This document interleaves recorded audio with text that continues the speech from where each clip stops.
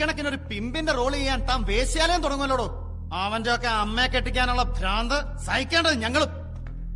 ഈ സൂക്കേടിന് പറ്റിയ ഒരു ഒറ്റ മരുന്നേ ഉള്ളൂ, ആടിച്ചിവന്റെ ഒക്കെ കാഴ്വറണോമാരെ.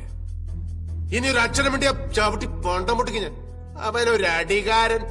സിനിമയിലല്ല നീ ജീവിതത്തിൽ അടിക്കൊണ്ടിട്ടുണ്ടാ നത്തോലി. നാടകം കളിക്കുന്നവൻ എന്താടാ കുഴപ്പം? 2.5 മണിക്കൂർ തട്ടേക്കരുന്ന് ഡയലോഗ് തെറ്റാതെ പറയാൻ പറ്റണോ നിനക്കൊക്കെ? കണ്ടിടുന്നീയൊക്കെ നിന്നെയൊക്കെ ഒടേതം വരാൻ ഭൂമിയിലോട്ട് സിനിമാക്കാരായിട്ടൊക്കെ ഇറക്കിയതല്ലേ. സിനിമാക്കാർക്ക് എന്താണ് 2 കൂടുതലുണ്ടോ? അതോ നിന്റെയൊക്കെ മറ്റടുത്തുനിന്നാണോ മൂലമറ്റത്തേക്ക് കറണ്ട് കൊടുക്കുന്നത്? ആനയുടെ അത്രയും ബുദ്ധി ഉണ്ടെങ്കിലേ അവൻ അഭിനയിപ്പിക്കൂ. എന്നാ അബ്ദുൽ കലാമിനെ വിളിച്ച് അഭിനയിപ്പിക്കടാ.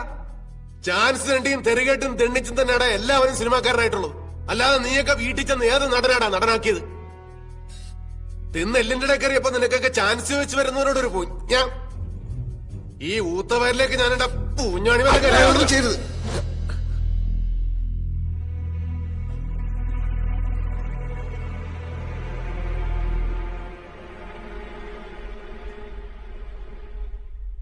ഇനി പറയണ സാർ, എനിക്ക് അഭിനയിക്കാൻ അറിയില്ലേ? ഞാൻ നന്നായിട്ട് അഭിനയിച്ചില്ലേ? നിങ്ങളിപ്പോ പേടിച്ചില്ലേ ഇല്ലേ? വീട്ടുകാരോടും നാട്ടുകാരോടും ഒരുപാട് നുണ പറഞ്ഞിട്ടാ സാർ ഞാൻ ഇറങ്ങി തിരിച്ചു. ഞാൻ ചെയ്തതൊക്കെ ശരിയാണോ എന്ന് എനിക്കറിയില്ല. അറിയാവുന്ന പോലെയല്ലേ സാർ കാര്യങ്ങളൊക്കെ ചെയ്യാൻ പറ്റും. പറ്റുന്നതിന്റെ പരമാവധി ഞാൻ ചെയ്തു. എന്റെ കഴിവ് തെളിയിക്കാൻ ഇതിൽ കൂടെ ഞാൻ എന്താണ് സാർ ചെയ്യേണ്ടത്? എന്തെങ്കിലും ഒന്ന് ആയിത്തീരാൻ തിരിച്ചു പോകാൻ പറ്റില്ല സാർ. അടുത്ത സിനിമയിലെങ്കിലും എനിക്കൊരു ചാൻസ് തരണം sir. Please sir, please sir.